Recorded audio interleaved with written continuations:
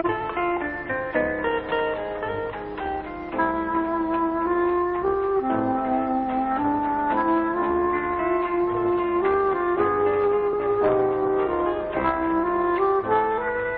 af de største begivenheder inden for sejlsporten, løbet om The Finn Gold Cup, blev arrangeret i 1957 af Karlstad Kanoklub på den store sø Vänern nær ved Karlstad i Midt-Sverige.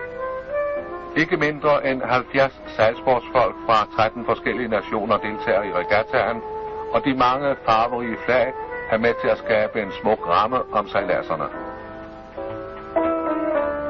Fra nær og fjern kommer deltagerne med deres finnjoller.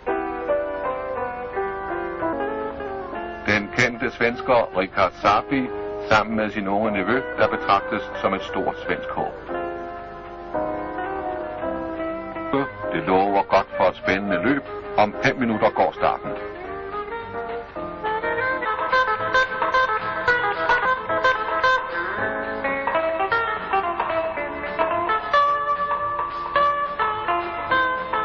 Pustene er vindstyrken meget stor, og sejlerne må give alt for at styre de små fartøjer.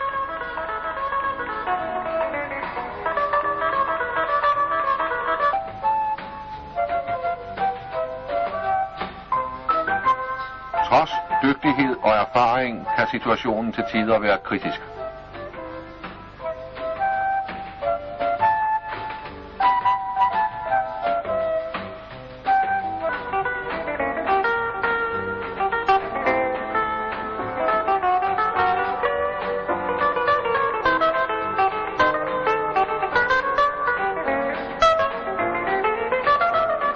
Og her er det Sapi, der bliver våd.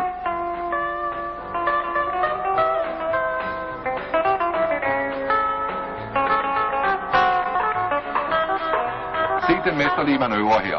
Den kan til tider være vanskelig i en finnjolle. Kampen fortsættes med uformindsket fart. Vandet skyller ind over bådene.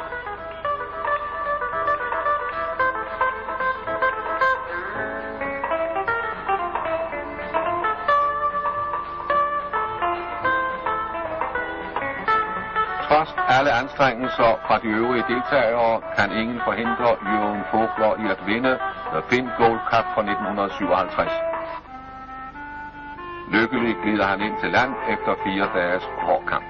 Deltagerne har vist sig at være gode sportsmænd. Der har ikke lydt en eneste protest fra hele dette felt med 70 deltagere. Jørgen Fogler skal have førstepladsen.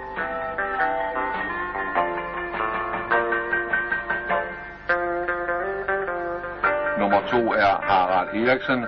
Nordmanden havde et udmærket løb. Og nummer 3 bliver André Nelly, den høje, sympatiske belgier.